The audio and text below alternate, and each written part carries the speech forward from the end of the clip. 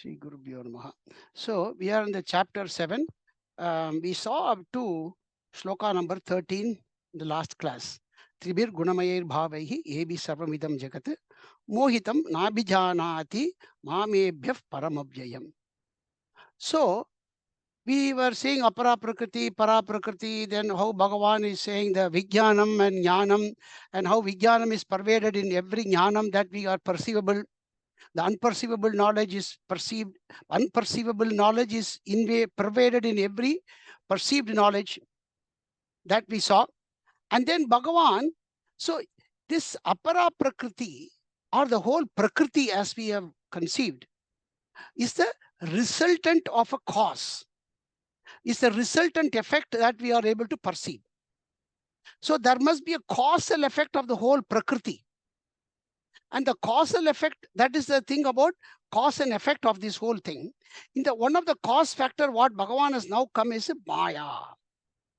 So before we get into this word Maya, which is a very complex topic to understand and get into, and the beauty of understanding Maya is the more and more we analyze Maya, we will know as if we have understood. And at the end, we have to come to know that Maya can never be understandable. So then it comes to say, Ya ma sa Maya, that which is not there. But having said that, the Maya is the vehicle. That is the only, and because that is why Bhagavan is going to say this. But Bhagavan is also says that because you are clouded by this Maya, you are not able to know me. Na abhijanati, that last word number 13 and 14. Na abhijanati, does not know. Know what? Mam, Bhagavan says me, who is Yebhyaha, from all these Prakriti Maya, sorry, the Apara Prakriti, Para Prakriti, of those Param Avyayam, that abstract knowledge of Para Prakriti itself. So that means I must know what is deluding me, this Maya. Right? And there must be a upayam. So Isvara, O Krishna, O Parabrahman, how am I to then know you? Na abhijanati. You have said we are not able to know. So the three important question arises. That's going to be the context to go on. How do we then know you? Because it's not a blank stand. Bhagavan will say that, yes, you can know. Because without knowing, there is no moksha then. So that means this knowledge can be obtained. And how do we know you, Ishvara? Because Mom, you have said. So how do we know you? And how do we get out of this clutches of the Maya that you are saying that we have been deluded with? Mohitam. That we have been deluded by this Maya. That means I should also know the relation between these two. See, always to decipher the knowledge of three important things is you have to know the integration of these things, right? So there must be some relations between that. And if I know the context of these two, I would be able to get into a methodological approach. So the three effect that this is for all the Vedantic students, these three important aspects we all must know, which are the three which I have sent you in this particular as a handout today. So I will see if I can share that one. I should have WhatsApp. Let me see if I can open a WhatsApp. No, I don't have the WhatsApp in this. That's fine. WhatsApp, if it's not there, that's fine. Come on, go away. I thought I had WhatsApp in this. WhatsApp app is there. Yeah.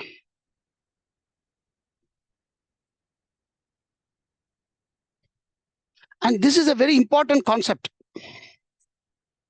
And that is why I just have sent you that.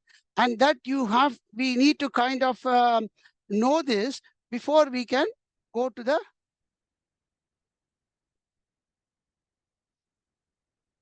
further into the next shloka.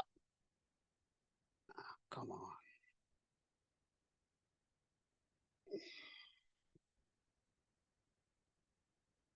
Maybe my WhatsApp has not synced. That's fine. Oh, it's here.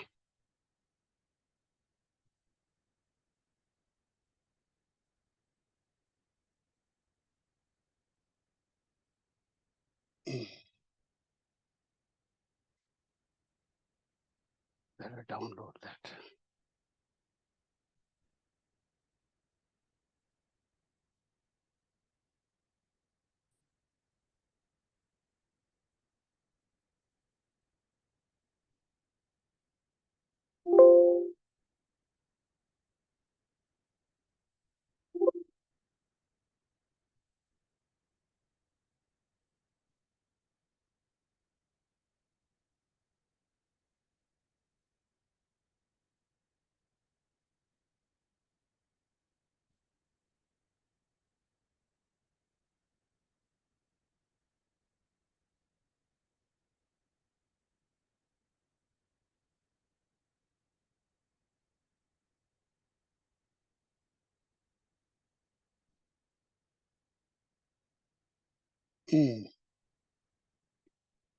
And this context of knowing this is very important.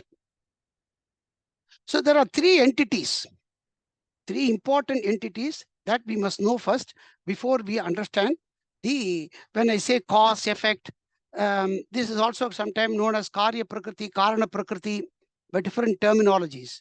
But all these terminologies can easily be understood if we know this concept of three important items that I'm saying here, being Ishvara, Maya, and Jivan. That is Jivan. Jivan means Jivatma, right?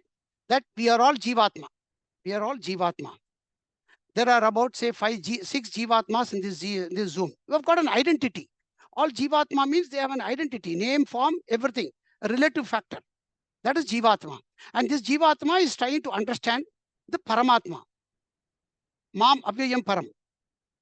And in that Paramatma, we are also seeing Ishvara.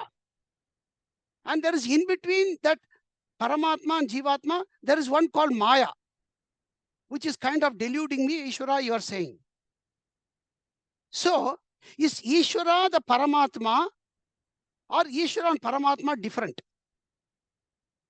This has to be very well understood. Though, for all conceptual, when we transact with Ishvara, we consider him as the Paramatma or Parabrahman. The Brahman and Ishvara are, by the words of it, are slightly different. We must understand this. This is the essence of Advaita. This is the essence of Advaita. Brahman is only one, right? That Brahman is in the abstract stage of understanding, that Brahman is Ishvara, Jivatma, and also everything that is exhibited in this world. This earth is also Brahman, right? So that means let's keep Brahman as the absolute context in everything. Then how to kind of place Ishvara in that context and Maya? Maya, Bhagavan has defined it as Triguna Maya. Triguna Maya, being Sattva, Rajas, and Tamas. Three gunas. I won't go detail in the gunas, which you have known last class I've said. So that means this Brahman, which is the absolute Paramatma, absolute, that Brahman, it is the, when we call so for this creation of this world in this Prakriti, we call it as Vivarta Upadana Karanam. Meaning to say, it is the changeless root cause. So Brahman is Ishvara, really. Yeah, from that Brahman, you just say Brahman at that time. There is, say, before creation, there is only Brahman. Only Brahman. Then the Brahman, Brahman manifests by itself the Maya. And the Maya is the Parinami Upadana Karanam, or the modifying root cause, by which there should be a modification taking place. Because there is a state of this whole creation, which is the Brahman, which is changeless, root cause. Now some change has to happen, and the change for that, the instrumental cause is Maya. The Maya is the modifying root cause, which is that Triguna Maya. But you again go back to chapter number 4. When Bhagavan says, when he has to come as Krishna, what did he say? Swamavashtabhya Visruja Sambhavami Yuge Yuge. So then Bhagavan takes that avataram with the Maya, because it is his Maya. Maya is in his control. And then he takes a name and form. So Ishvara consists of three important things. But when Ishvara takes the Maya, he is Shuddha Sattvam, 100% Sattvam aspect of Maya. And he is also he has to reflect himself, the name and form. That reflection of Bhagavan, when he is as Krishna teaching Arjuna, he is called Maya Pratibimba Chaitanyam, meaning to say the intelligent cause.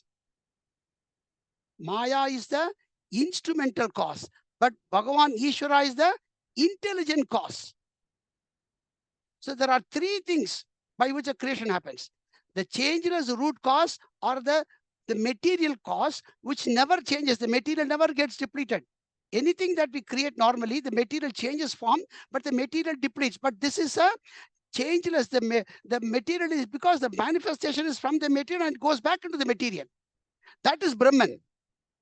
And the same Brahman assumes the form with the Pratibimba Chaitam of an intelligent cause, and takes this Maya as the instrument and creates this creation.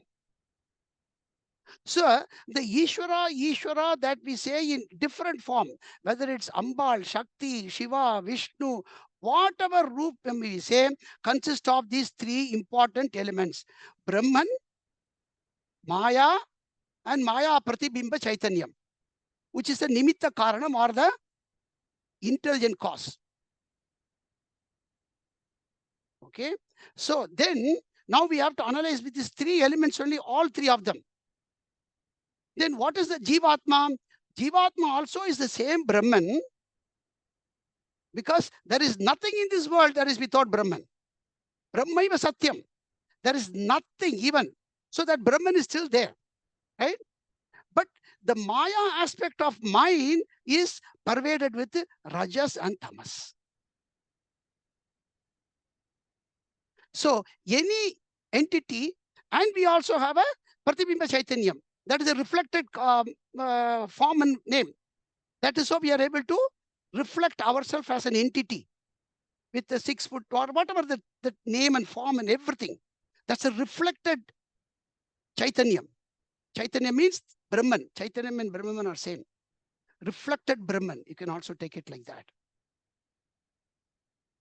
So that means the only difference between Jivatma and Paramatma is that the Maya is having Rajas and Tamas.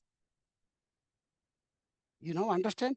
So the Rajas, Tamas, and Sattva as well. If this Triguna Maya, if that is removed, then you can know that Brahman and Maya fades away, because Maya itself is the clouding of these three guna. Then this Pratibimba Chaitanya reflection also goes. Then you know, then you get this Brahman. Then you say, I've got the Brahma Jnanam. So the deluding factor is only this Rajas, Tamas, and also some Sattva. You must take it. So the Jivatma is the difference now is between same Brahman, Maya, but the Maya what I have is not 100% Sattva, but nobody in this world can have 100% Sattva. Only Ishvara can have 100% Sattva. That is why he's Ishvara. Okay, so we are having that Rajas and Tamas along with the Sattva. And this world what you see in the creation as the Jadam is nothing but same Brahman, Maya Pratibimba Chaitanyam, but the Maya is in form of Jadam. Jadam, when we say, is 100% Tamas. 100% Tamas. So anything when we say in this world, which is lifeless, it is still a Brahman. But that Brahman is with a complete tamas. So Ishvara is 100% Sattvam, Jadam is 100% tamas, and I am in between with the Rajas, tamas, and Sattvam mixed together. That is the only difference in these three layers. And for all of them, the Brahman is the common factor of stratum, common stratum. And the Maya is the only wielding factor in the different proportion. That is why Bhagavan, he says, once this Maya delusion is removed, Janati. So I hope this factor, this is the fundamentals of our, and this is the one that Bhagavan is trying to expand in this whole 6 chapters, slowly. That is why this is Tatpadartham. So no Tatpadartham, this Maya has to be understood. I've given you in a very, what can I say, simple form, but we can expand on this more. But get this simple factor, even if you do not understand, just get it. Okay, this is what it is. They both all are Brahman, and this is Maya, Brahman, Maya Pratibimba Chaitanya. Or Pratibimba Chaitanya, also if it is, that's fine. Pratibimba is reflected once. So you have understood this. This is very, very important as a fundamental. Take it as, sometimes when we go to do some thesis and research work, what do? We put a hypothetical statement. And then on that hypothetical statement, we go and expand it more and more and more and more. And then once it becomes clear, the hypothetical statement itself fades away. Similarly, at the moment, if you have not heard this before, take this as a hypothetical statement and never forget it. And this we will expand more and more in the class. All the Upanishads and all the Shastras have gone in very deep to explain this. Okay, so that's one thing to keep that in mind. So now coming back to the cause of this particular one, what Bhagavan says is, so now I have to get out of this Maya, right? So what is the Bhagavan's upayam for this Maya? He is going to say, because it's not Bhagavan just saying that, oh, you cannot know this and so forget it. No, Bhagavan says then how to understand this, how to get out of this Maya, how to get the delusion of Maya out. What is the upayam? So Bhagavan says, so now you understand the context for the shloka number 14. Daivi hesha gunamayi mama maya duratyaya mame vaye prapadyante maya me tam tarantite. Once more. Daivi hesha gunamayi mama maya duratyaya mame vaye prapadyante maya me tam tarantite. So Bhagavan says, hey Arjuna, he, number one, he means indeed. So he, indeed, he says, he, yesha gunamayi, yesha maya. That maya is a gunamayi maya, trigunamayi maya. The triguna mayi. Mayi means filled with that one. That is what it is composed of, the triguna. And he says, and that is mama maya. It is my maya. Why Bhagavan has to say mama maya? Because maya is in his vasham. It is maya is in his control. It is in control. When it is your ears, you say it's my ears because that ears is in your control. Nobody can take it away. My nose means it's your nose. Nobody can take your nose away. Right? Similarly, it is Bhagavan's maya because it is in his control. So maya never deludes him, right? Because he is having it in his control. So mama maya, because you have to now understand him. To understand him, but he says, Arjuna, Daivi, she's a Daivi. She's indeed a divine because she's so close to the Bhagavan. It is as if we have seen the Bhagavan's feet, that Daivi Gunamayi. So that is why it is so divine. It is the most divine aspect of Bhagavan is Maya. In fact, all the Daivi worship, the way we do is through that only. Triguna Maya. Lalita Sahasramam is full of that only. That Daivi is the vehicle, really very important. But Duratyaya, to cross, transcend that Maya and come is Durat. Durat means, Duratyaya means Dukkena Tharati, meaning to say it has to be crossed over with lot of difficulty, but can be crossed over. Dukkena Atyayaha Atikramanam. Duratyaya. Dukkena Atyayaha, meaning to say crossover, Atikramanam, to crossover. But Bhagavan says, ye, Arjuna, to cross over, ye, mam eva prapatyante. Those who unto me alone surrender. Ye, meaning to say, ye janaha, ye jivatma. That jivatmanaha, who all, mam eva. Which mam eva here? The previous one. Param abhyayam mam. Param abhyayam mam. That mom is the same mom here. Mom, meaning to say that surrender unto me, meaning to say that Brahman alone is my goal. And through that, Isvara, I am taking your feet. Your feet is that Daivi. I am surrendering unto you through that feet. And that Vasudeva, that through that Mam Eva, ye prapatyante. Prapatyante means ultimate surrender.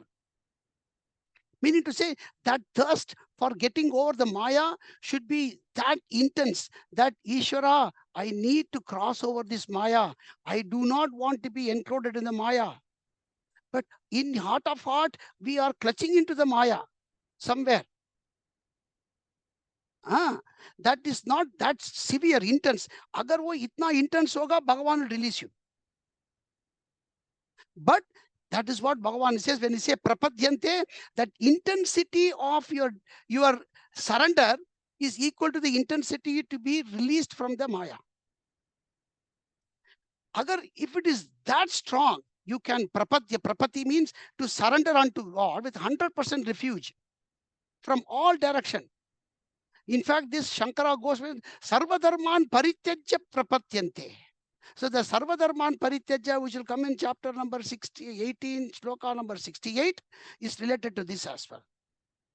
And that person, if he does that, that person, ye means te etam mayam taranti. They are the people who can cross over this Maya. And that too, sulabhena, very, very easily with his help, you can do. So, if that be so, oh Lord, why are the people not able to surrender? What is stopping them to surrender this way? For that, Bhagavan, he says, now he is going to give a different people in the Jivatman state who are all, how there are different type of people, which is very important to understand, to place ourselves as Bhaktaas or devotees, and also Jignasu or the people who want to get liberated, and how I should go. Bhagavan gives a clear direction. But first he wants to negate some of the people who are absolutely not even qualified. So he says, Namam dushkritino mudhaha prapadyante naradhamaha Mayaya apakrita jnanaha asuram bhavamashritaham. Once more. Namam dushkritino mudhaha prapadyante naradhamaha mayaya apakrita jnanaha asuram bhavamashritaham. So now he wants to just dilute those people who are too much filled with tamas. For these people, the tamas is so strong. Agar rajas bhi hoga na, you can still have that one, because at some time you'll get fed up of you and enjoying. But these fellows are too much with tamas. And these are people, he says, asuram. Asura means they are like a rakshas. Himsam anuvrittanti. For them, only that I have to destroy something, I have to terrorize this world. I have to bomb this world. By that, I sadistic people. They are all asuram, rakshas, terrorist, extremist. That is what their thing is, to destroy the world. That kind of a people, asuram, bhavam ashritaha, asuram bhavam ashritaha. Their lakshanam is only to terrorize this world. That is their main goal, to be of a destructive mentality. That kind of a people, bhavam ashritaha, and he says they are totally mayaya apakrita jnanaha. And they are totally deluded by Maya, that they don't even realize. They love the Maya and hold on to the Maya, and that's how they are. Even if Maya says that sometime want to go, no, no, no, Maya, I want to hold you. So, and their jnanam is completely gone. There is no jnanam, there is no mukshutvam. There is only himsa, himsa, himsa. That is their Maya, apakrita jnanaha, completely taken away. That there is not an atom of sattvic in them at all. And you can see there are a lot of people today in this world like that. Maya apakrita jnanaha. And they are, Bhagavan, once more, dushkritinaha. Engage ever in this evil effects. Sadistic mentality. Even if I die, I will have to kill another 20 people and die. Because causing destruction is my main aim. That is the kind of people, dushkritinaha. Themselves, and I take 100 people with me. Those are the people, dushkritinaha. And naradhamaha. Nara adamaha, the lowest of all these people, lowest cadre of human beings. And mudaha, with absolutely no wisdom. They are only taught to go and destroy. That kind of a mudaha, mam na prapadyante. They do not really surrender, or they do not really pray unto that, have any devotion or to Isvara. Never. And these are people in the scripture, they are like the Ravana, Duryodhana. And today you can have lots of Ravana, Duryodhana, I don't have to say. But what are we kind of people? We are the people in this shloka number 16, which we concentrate more. So Bhagavan, he says, yes, let us now talk about people who are now more qualified to understand this and get out of the Maya. And these people who are really even interested to get out of Maya, like most of us in this class, them Bhagavan, he says to them, Chatur Vidha Bhajante Mam Jana Sukriti Norjuna Arto Jignyasurartati Jnani Cha Bharatarashabha Chatur Vidha Bhajante Mam Jana Sukriti Norjuna Arto Jignyasurartati Jnani Cha Bharatarashabha. So Bhagavan says, yes, there are my devotees, or the true Bhaktaas, who really wants to even get out of this Maya.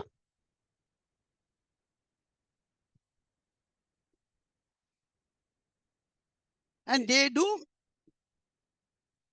surrender unto me. But they are divided into, Arjuna, 4 different type of people. Most of us all fall into one of this category. So to them, Bhagavan says, defining those people, he says, Arjuna, Chaturvidha Janaha. They are classified into 4 different category, Arjuna. These are Janas. And they are good people. Sukritinaha. They are all good. They only want to do good deeds.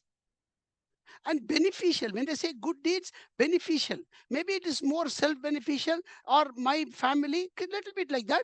But they do not want to cause harm. But they are also sukritinaha, not like dushkritinaha. They are sukritinaha. Good deeds, good action, who adore and who worship me as well. Of virtuous deeds, noble people there also. But even among these noble people say, yes, divide them into four category. And all of these sukritinaha, mam bhajante, they also do worship me. They do have that adoration with their ability to whatever they can do. And how are those 4 people divided by Bhagavan? So they are, hey Bharatarshava, these are the four people we will see in detail today. The first type of people, Bhagavan says, Arthaha. Artho means Arthaha. Arthaha means some kind of a difficulty, some dukkham, some naturally born dukkham, something, which is either troubling in our body, in our mind, or in our house, or to your people, or your kith and kin, or something that you want to, you want, for example, it could be anything. That you want to get first is you want to get rid of that trouble. Only then you can concentrate on what you want to do. So these are people who have got some trouble which they want to have some uh, relief from that. Arthaha. And to whom does we pray? Only to Ishvara. And Bhagavan says they are also good people. Arthaha. This is one class of people. And they are ascending in progress as he grows. Arthaha. And there are a lot of examples from the Puranas. If you see, Vibhishana, Vibhishana is also an Artha, and that is why people sometimes, that is why, we should never. Okay, that's fine. So Artha, Sugriva, all of them are Artha. Even Draupadi at a time when she was in distress and calling Bhagavan, they call her Artha. Or Arti, because Arti actually. That is why Arti means one who is in Dukkam. That's why we should never call somebody, because it is Arati. People call Arti Arti. Arti means Dukki. So that is what I just wanted to say. So if it's a female, we normally name Arti. It's not Arti, it should be Arati. Arati. I mean, that is this one, Deepam. But you should never call them Arti. Arti means Dukki. So, like Draupadi at the time of distress, she was Arti at that time. So there are a lot of examples you can say. Then after that, Artha Arti, number 9. Artha Arti, meaning say Artha means here some kind of a desire that you want now. You have gone out of relief, everything, that's fine. Now you need something. Maybe you are hungry or you need some funds. Anything. Artha means that is something that you require for your survival in this world. It could be in any means. And or wealth, progeny, promotion, anything you can take. Wealth, anything legitimate. So they are Artharthi, which we all know, a lot of people that we can know. And then, and you could be sometime Arthi, sometime Arthati. That doesn't matter. We just classify the different cause by which people do worship him. And third one is the Jignasu. In fact, Swamini once very, very well said, see, normally when we say prayer, prayer is one thing, means when pray itself means that it is a helpless state that we want to surrender to Ishvara and say, oh Bhagwan, I'm in a state of helpless state. I do not know the upayam, where it is going. I need your help. That is prayer. And the one good thing in all our prayer is our prayers are there in Sanatana Dharma so that one day we stop praying. So our praying is that Bhagavan, may jitna mujhe itna do, that I don't want to ask you anymore. My prayer should stop. All prayers are aimed for one day the prayer should stop. Whereas every other religion, the prayers is ever ongoing, even unto death. But only in Sanatana Dharma, Bhagavan's detection is that your prayers must be aimed at such a state that you want to stop praying, that I do not want to ask anything. That is the ultimate prayer. And they are the people who go from Jignasu. Because with a Jignasu, he wants to know only that Bhagavat Tattvam. Bhagavat Tattvam Nyatum Ichasi iti Jignasu. And now he has got a Viveka. So the Viveka has come. Yes, this is ever changing. This is my want or this distress is never going to end. What is the point in getting relief and again asking for everything? Oh God, what I want to do is Viveka Buddhi, so that in this one that is impermanent state might take my mind away and get me into that permanent state where there is a ever happiness, that I can be only be evolved into that. Even if there is some helpless thing in my body or with my people around, let me be only be understanding that, because that is the one that is going to ultimately give me happiness. And they are the people with that conviction that they want to know. They are jignasu, who wants to know this tattvam, Bhagavat Tattvam.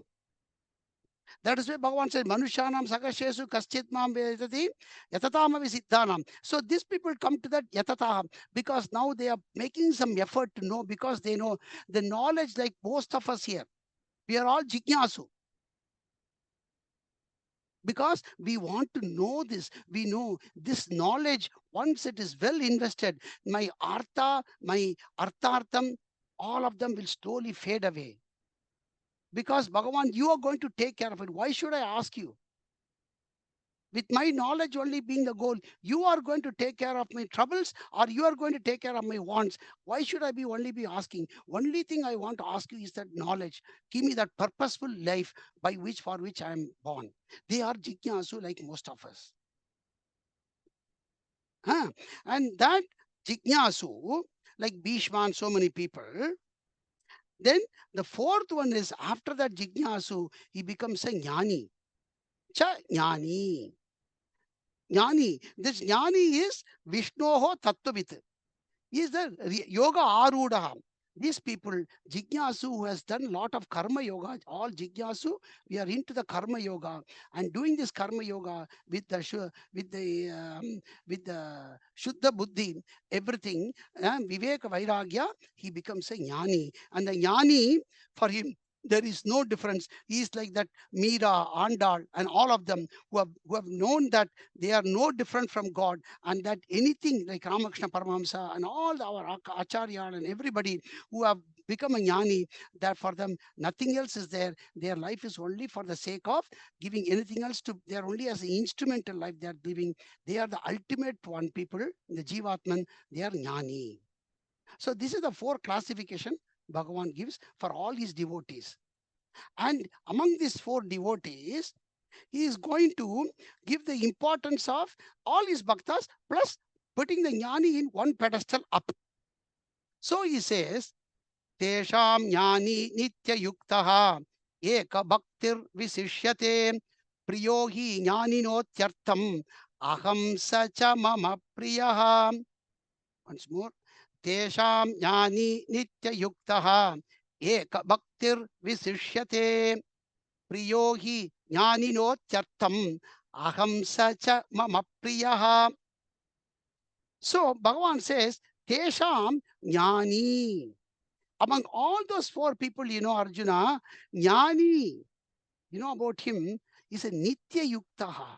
Nitya yuktaha means ever, yuktaha means itself is that conviction is so strong in him, so firm, that he is not dissuaded by any of his artha or jigna arthartham, but that's why he is a nitya yuktaha in that Brahman, in that Isvara only, in Bhagavan only, in Bhagavan, in that only. That nitya yuktaha, because of that, because he is nitya yuktaha, he is a eka bhakti. He does not have any unwavering to waver to anything else in this world or any other form, but eka bhakti, that one Ishvara, any form, any name that you take, and that eka bhakti alone, ananya bhakti, that Ishvara bhakti, Sharanagati into that Brahman. And then Eka Bhakti also, when he has got that jnani, because he has got the Brahma Swarupam, that does not matter that he is celebrating Krishna Jayanti, Janmashtami, or Ramanavami, or Shivaratri. For him, all the forms of God is the same Brahman. So we should not mistake that, okay, because I am Ananya Bhakti, I should only pray to say Krishna, I should only pray to Rama, or I am only, then you become a fanatic. That's not Bhagavan who says Eka Bhakti. Eka Bhakti means he knows that Brahman. That is why we define that Ishvara. Ishvara is what? Brahman, Maya, Shuddha Maya, and Pratibimba Chaitanya. To that, I give different rupa. To that, I give different name. Because everything is his explicit nature of coming into this world. It is she, it is the Ambal in Navaratri. So where do I see the difference in these names and form? That is the true Eka Bhakti.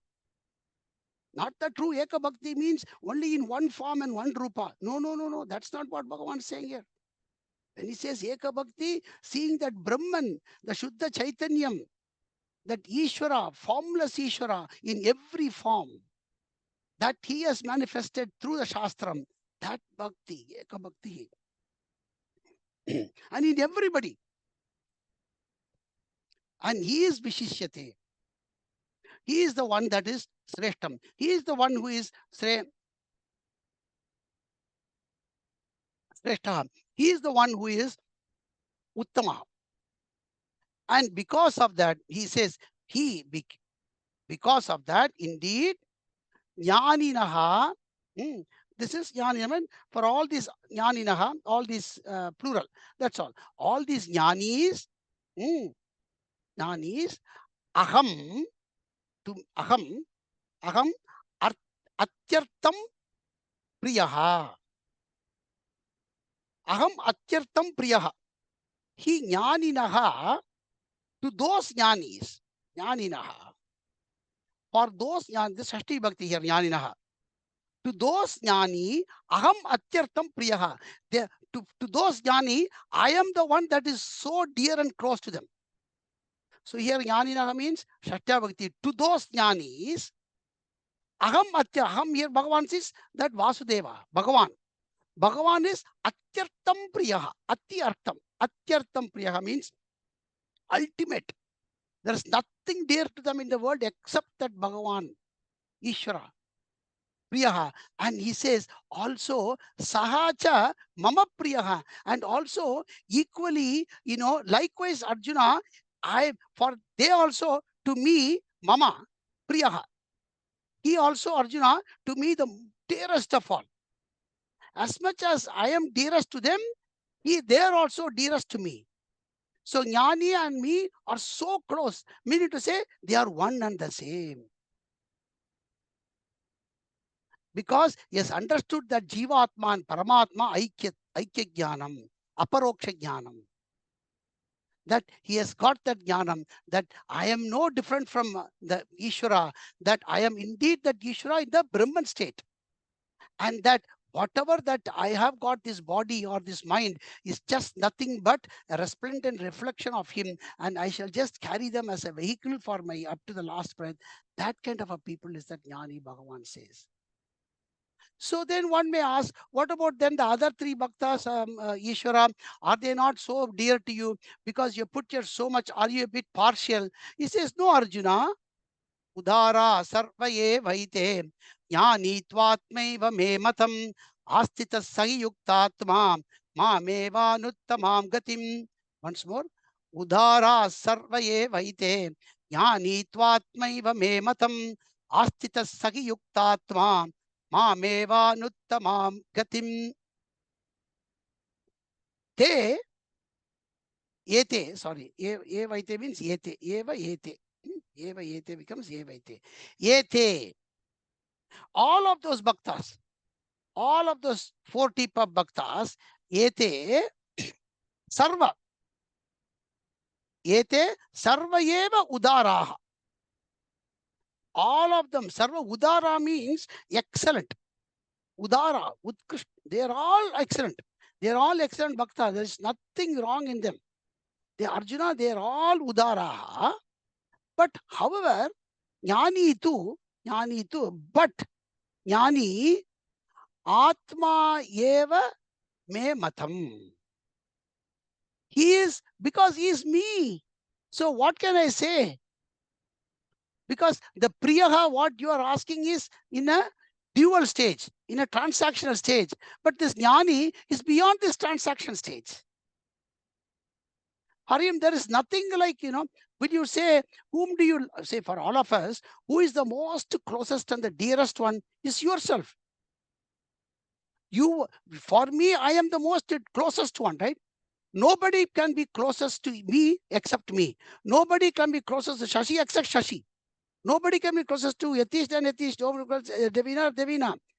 Whatever you may say, whether it is mentally, physically, whatever, only you are the closest to you.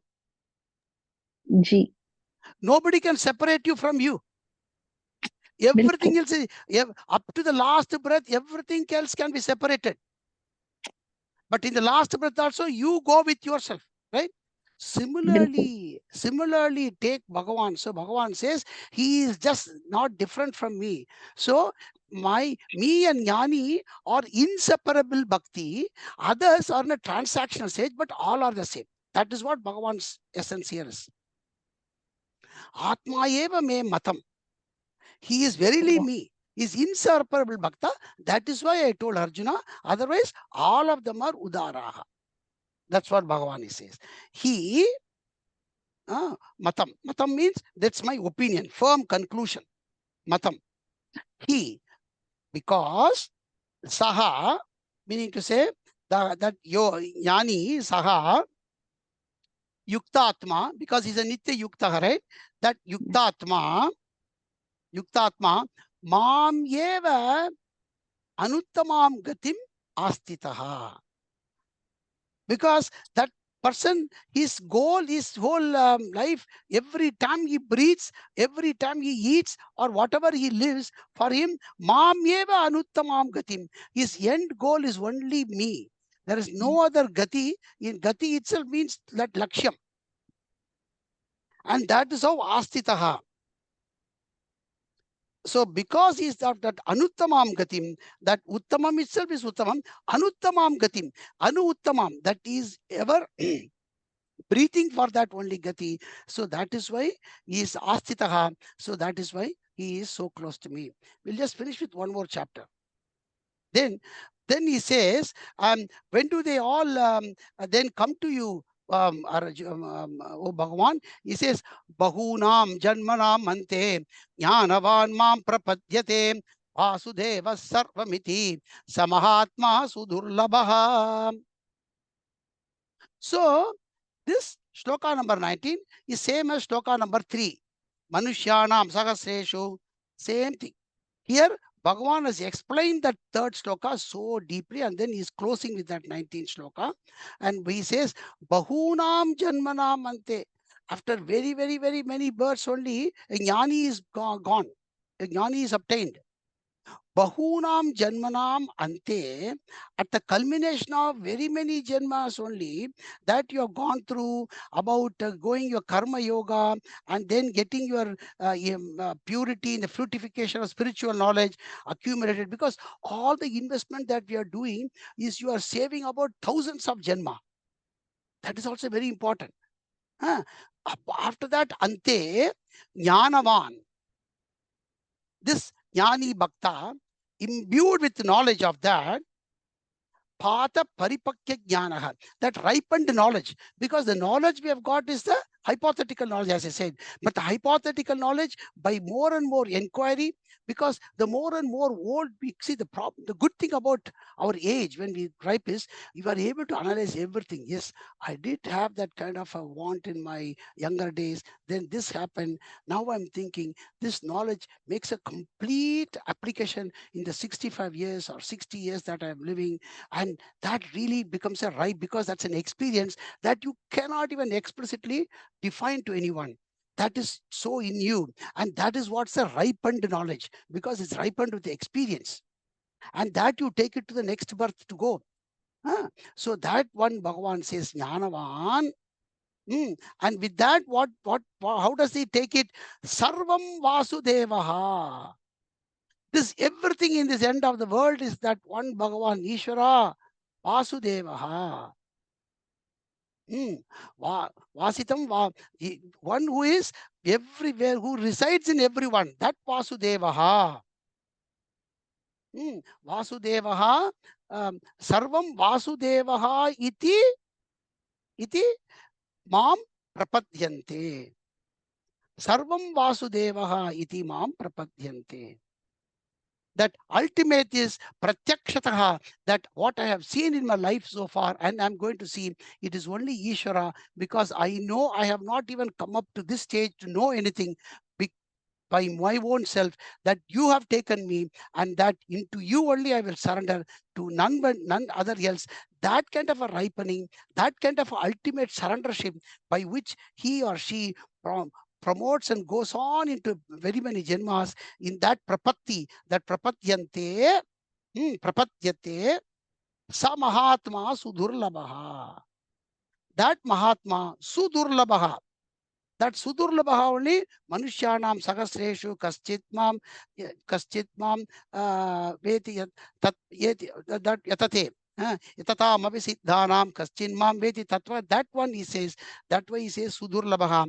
Very, very many, after very many births, that he gets this one, and that is what we have got now after very many births, and we continue to get that grasp and gold into him. And that is why he kind of praised all the Bhaktas, and he says that Gyani, that Jnanavan, that I want to become that Gyani, keeping that as the goal, is the one that Bhagavan administers in this particular whole Gita through what we have to be as from the Bhaktas. And with that, I will finish today, and then the next class we will see from the other aspects of this particular journey in the Karma Yoga. Om Tat Sat iti Srimad Bhagavad Gitasu Upanishatsu Brahma Vidyayam Yoga Shastre Shri Krishna Arjuna Sambhade Jnana Vijnana Yogo Nama Saptamodhyayah. Shri Krishna Arpanamastu. Om Tat Sat. Any doubt, Ji? Any of you in today's class? Babaji? Haji? Yeah, this is, I understand. When you explained very well what Maya is, yeah, Ma Sa Maya, because it's something which you don't try to understand, but you overcome it. Yes. Now, how does the other philosophy, the Dvaita and the Vasishtha Dvaita, how will they interpret this Maya? I mean, See, Maya is very explicitly said here, and how will they take that? okay, see the Maya, how they take it, they also take Maya in this same as illusory, but only thing is, when how the Maya is removed, at the stage of Maya becoming, they also say Maya is a kind of a Mohitam, which is Triguna Maya. They also don't reject, they don't reject that. But only thing is, Visishta Dvaita, what they are saying is, the Maya is actually, say, for Visishtadvaita, every Jivatma is like a small spark from a big ball of fire, or you are like a small wave in that big ocean. But you are still the ocean, and how you are still the wave, and how the wave merges into the ocean, you go, but the wave never becomes an ocean. That is their thing. But when you look at an ocean, the wave becomes a ocean. Yeah, there is no wave. Yeah, but for them, that wave is still there. They don't accept. For us, we go in the context of water. But Visishtadvaita say that, look, you go into that Vaikunta, Bhagavan is, because the only difference for the Advaiti and the Visishtadvaiti and Dvaiti is, they will never accept Ishvara as a Nirguna Brahman. For them, Ishvara is always Saguna Brahman. And Saguna Brahman, and that we are also in a kind of a Saguna Jivatman. This Saguna Jivatman merges into the Saguna Brahman, and then the Maya is released. That is what is. Or you go and stay in Vaikunta, or that is the only thing. And all the Visishtadvaita and Dvaita people, even to the extent, the Saiva Siddhantis, they are also Visishtadvaiti.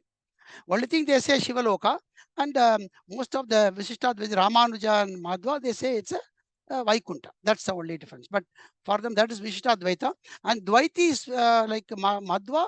For them, it is they got Pancha difference. And so they say, yeah, you as a human jiva, You go and again go to Vaikuntha, somebody else go at a different aspect to Vaikuntha, and that's the only difference. So in the Vaikuntha itself, they have a different cadre in the Madhvas. Sorry, you are on mute, Shankarji. Yeah, what I heard from one of the, I think Sarvapriyananda, he said the other philosophy, the schools of philosophy like Advaita, Vasishtha, Advaita, and Dvaita, they say Mayavadis. Say they say Advaita or Mayavadis. Say that's one criticism they seem to raise in terms of Advaita, because for them the path is okay, prapadyante. When you do surrender, you go either you merge like what is said, or you go to Vaikundam or in the Dvaita. But in Advaita, Shankara's philosophy, it's because Maya is difficult to interpret. So there is another concept I heard. I've been listening to Swamini Atma Prakashananda. She said there's no creation. This Creations is is Maya. existing. Yeah, it's manifestation and manifestation that we are going to come across and see. So there's nothing like creation. It's manifestation and unmanifestation. So that school philosophy, it fits in. I mean, for everybody. Yeah. That's the same thing. That is what we are saying, right? Here also, it is exactly what Shankara Bhashyam also is going by the same thing. But we have to understand the unmanifest through the manifest. That's all we are saying. You cannot, there is a relative understanding, there's an absolute understanding. The absolute understanding is not truly an understanding because it is yourself the knowledge. There is nothing like understanding, because the knowing happens only when there is a knower. Until there is a knower and the knowledge, like what we are doing now, there is Prakriti, there is creation. That's not negated. The Triputi merges. Yeah.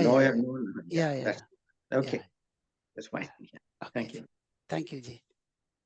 Hari Om. Thank you. Okay, Ji. Thank you. Hari Om. Thank you.